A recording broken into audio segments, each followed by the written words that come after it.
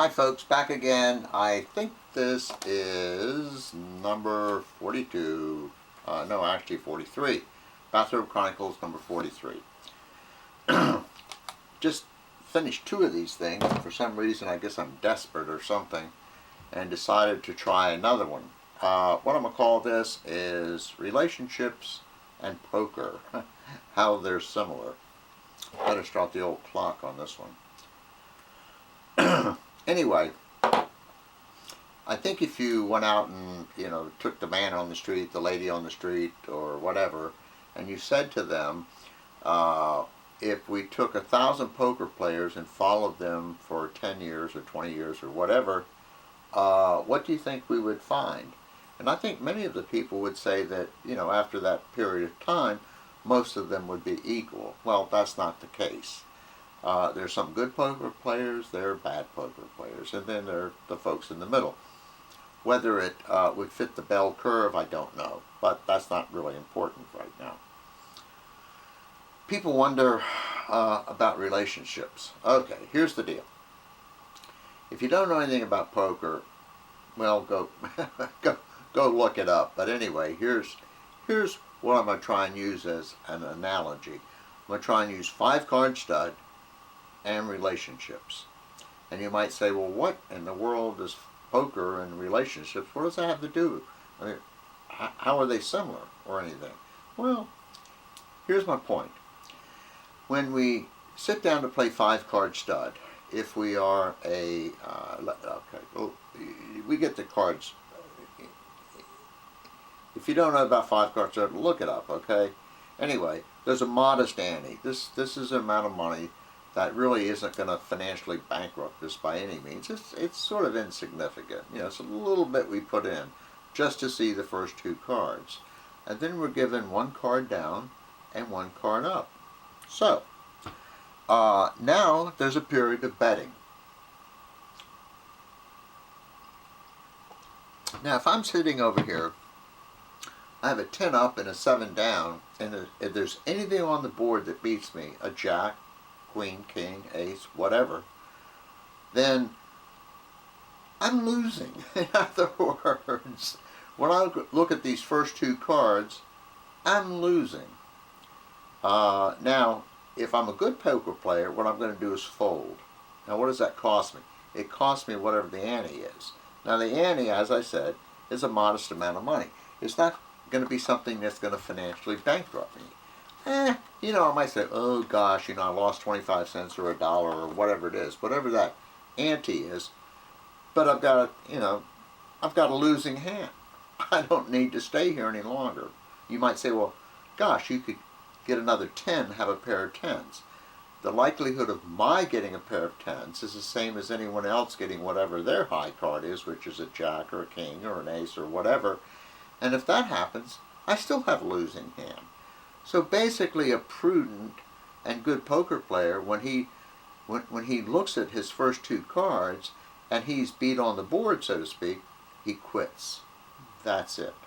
So you're saying, how does that relate to relationships? Well, I'm going to get to that. Now,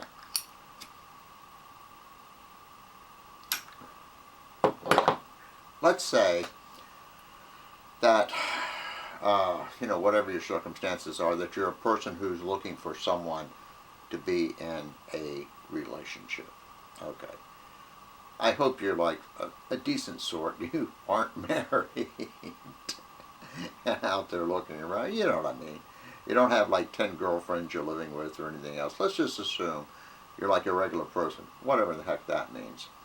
And you are looking to be in a relationship. Now, if you sat down, excuse me, and you said to yourself, what do I want in a relationship? I'm sure there are certain things that you couldn't abide. In other words, you might say, gosh, I'm not going to go out with IV drug users, I'm not going to go out with someone who doesn't have a job.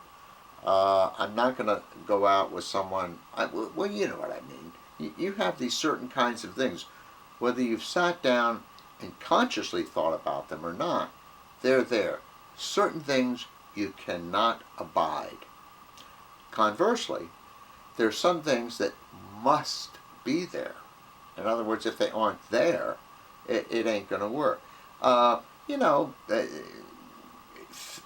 physically attractive, whatever the hell that means. Let me see, what else must you have? Let's just say you're a Catholic, and you say, gosh, I have to have someone of my faith. Then you need to have a person who's Catholic. So you have these things that you must have, and you have these things that you can't abide and shouldn't be there, no matter what. Because you know these are, I hate to use this cliche, deal breakers.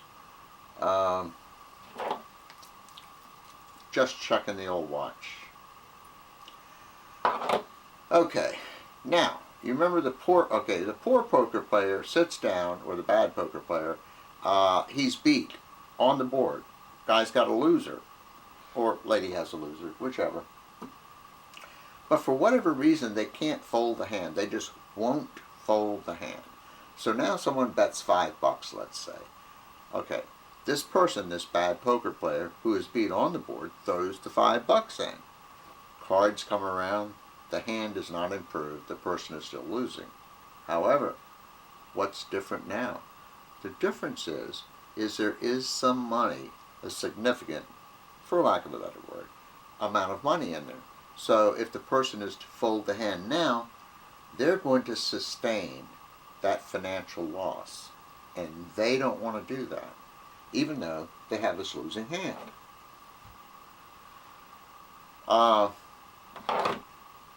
Now, let's relate this to the relationship.